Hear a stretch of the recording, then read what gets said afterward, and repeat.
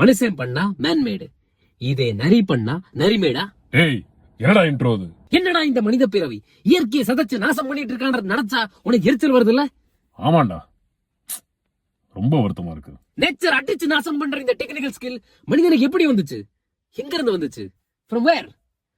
அதே நேச்சர் கிட்ட இருந்து தான் வந்திருக்கணும். இப்போ நீங்க நேச்சர்ல பாக்குற எல்லா உயிரினங்களுக்கு பின்னாடி நேச்சுரல் செலக்ஷன் ப்ராசஸ் ஒரு மூல காரணம். இதத்தான் நாம எவல்யூஷன் சொல்லுவோம். ஒரு என்வாயர்மெண்ட்ல உள்ள லிவிங் திங்ஸ் எவல்யூஷன் அதே என்வாயர்மெண்ட்ல உள்ள நான் லிவிங் திங்ஸ் டிபெண்ட் பண்ணி தான் இருக்கும். அந்த ஃபிளிப் சைடு என்ன நடக்குதுன்னு பாத்தீங்கன்னா, living things evolution non living things structure and பிளேஸ்மெண்ட்டையும் மாத்துது. இதுக்கு பெஸ்ட் எக்ஸாம்பிள் மனிதன். நேச்சுரல் செலக்ஷன் மூலமாக தோன்றின மனிதர்கள் உருவாக்குற விஷயங்களை நம்ம மேன்மேடுன்னு சொல்றோம். இப்போ மேன்மேடுன்னு சொல்ற விஷயங்கள் நேச்சருக்குள்ள அடங்குமா அடங்காதா?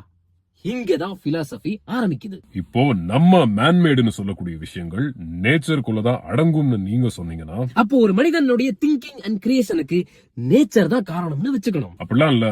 இன்டென்ஷன் அண்ட் கிரியேஷன் மனிதனுடைய இந்த ரெண்டு குவாலிட்டிஸ் நேச்சருக்கு அப்பாற்பட்டதுன்னு நீங்க சொன்னீங்கன்னா, நீங்க இன்டென்ஷன் அண்ட் கிரியேஷனை நேச்சரையே மிஞ்சின ஒரு சக்தியா பாக்குறீங்கன்னு வச்சுக்கணும். இப்போ நாம ரேஷனலிஸ்டிக் லாஜிக் அப்ளை பண்ணோம்னா எல்லாமே நேச்சருடைய ஒரு பிரதிபலிப்பு தான் ஒரு முடிவுக்கு நம்ம வர வேண்டியிருக்கும். ஆனா இந்த லாஜிக்ல ஒரு சிக்கல் இருக்கு.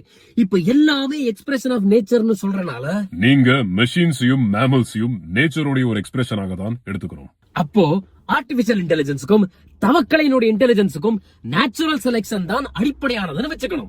ஒரு பக்கம் ஃபாரஸ்ட், இன்னொரு பக்கம் ஃபேக்டரி, இது ரெண்டுமே இயற்கையின் படைப்புகளாக தான் நம்ம பார்க்கணும். ஏன் இந்த வெட்டி ஆர்குமெண்ட்? மனிதனுடைய இன்ஃபுளுன்ஸ் இல்லாமல் நேச்சர்ல ஆட்டோமேட்டிக்காக நடக்கிற விஷயங்கள் இயற்கை. மனுஷன் கைய விட்டா அது செயற்கை.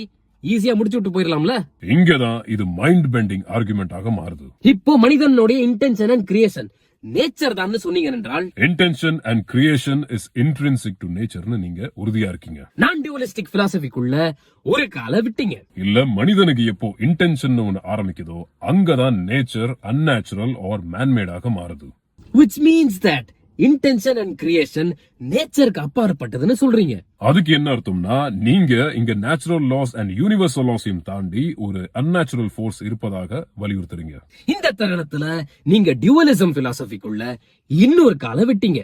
பட் நேச்சர்னால போத் நேச்சுரல் அண்ட் அன்நேச்சுரல் விஷயங்களை ஏற்படுத்த முடியும்னு நீங்க ஆர்கியூ பண்ணீங்கன்னா, அதுவும் நேச்சர் அப்படின்ற விஷயத்துக்குள்ளதான் உள்ளடங்கும். அப்போ மனிதனும் மனிதனின் படைப்புகளும் நேச்சருடைய எக்ஸ்பிரஷன்ஸ். பருப்பு வகைரகளை தின்னு போடுற கொசுவும், ஏய், புளுட்டோனியத்தை வச்சு தயாரிக்கிற அணுகுண்டும் நேச்சர். பினிஷ்.